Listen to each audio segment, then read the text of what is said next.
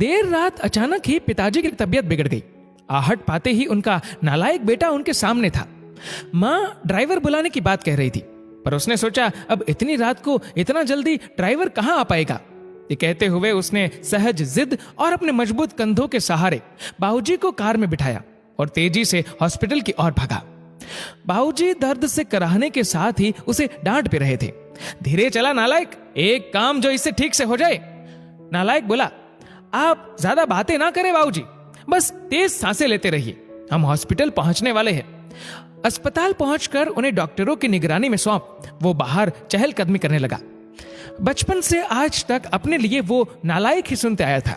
उसने भी कहीं ना कहीं अपने मन में यह स्वीकार कर लिया था कि उसका नाम ही शायद नालायक ही है।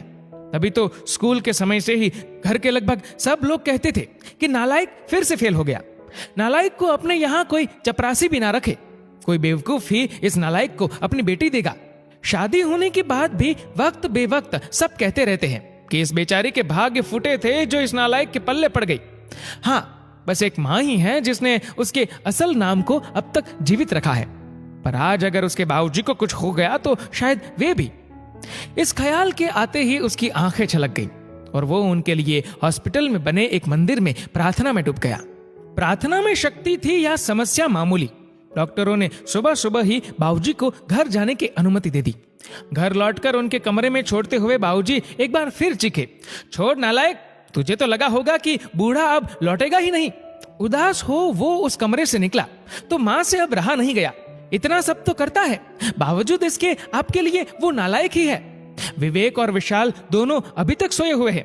उन्हें तो अंदाजा तक नहीं है कि रात को क्या हुआ होगा। बहुओं ने भी शायद उन्हें बताना उचित नहीं समझा होगा। ये बिना आवाज दिए आ गया और किसी को भी परेशान नहीं किया। भगवान न करे कल को कुछ अनहोनी हो जाती तो। और आप है कि उसे शर्मिंदा करने और डांटने का एक भी मौका नहीं छोड़ते। कहते कहते माँ रोने लगी थी। इस बार बाबूजी ने आश्चर्य भरी नजरों से उनकी ओर देखा और फिर नजरें नीची कर ली। माँ रोते रोते बोल रही थी, अरे क्या कमी है हमारे बेटे में। हाँ मानती हूँ पढ़ाई में थोड़ा कमजोर था, तो क्या सभी होशियार ही होते हैं। वो अपना परिवार, हम दोनों को घर मकान पुश्तैनी कारोबार रिश्तेदार और रिश्तेदारी सब कुछ तो बखूबी संभाल रहा है, जबकि बाकी दोनों जिन्हें आप लायक समझते हैं वो बेटे सिर्फ अपने बीबी और बच्चों के अलावा ज्यादा से ज्यादा अपने ससुराल का ध्यान रखते हैं। कभी पूछा आपसे कि आपकी तबीयत कैसी है? और आप है कि बाबूजी बोले, सरला तुम भी मेरी भावना नहीं समझ पाई, मेरे शब्द ही पकड़े ना। क्या तुझे भी यही लगता है कि इतना सबके होने के बाद भी इसे बेटा कह के नहीं बुला पाने का, गले से नहीं लगा पाने का दुख मुझे नहीं है? क्या मेरा दिल पत्थर का है?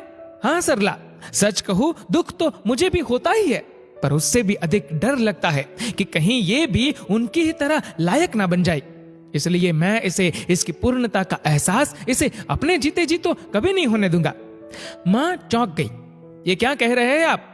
हाँ सरला, यही सच है। अब तुम चाहो तो इसे मेरा स्वार्थ ही कह लो।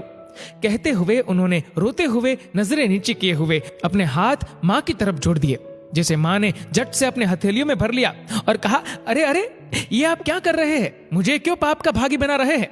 मेरी ही गलती है, मैं आपको इतने वर्षों में भी पूरी तरह नहीं समझ पाई। और दूसरी ओर दरवाजे पर वह नालायक खड़ा खड़ा ये सारी बातचीत सुन रहा था।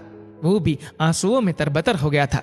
उसके मन में आया कि दौड़कर अपने बाबूजी के गले से लग जाए, पर ऐसा करते ही उसके बाबूजी झेप जाते। ये सोचकर वो अपने कमरे की ओर दौड़ गया। कमरे तक पहुंचा भी नहीं था कि बाबूजी की आवाज कानों में पड़ी, अरे नालायक, वो दवाइयां कहाँ रख दी? गाड़ी में ही छोड़ दी क्या? कितना भी समझा दो, इससे एक काम भी ठीक से नहीं होता।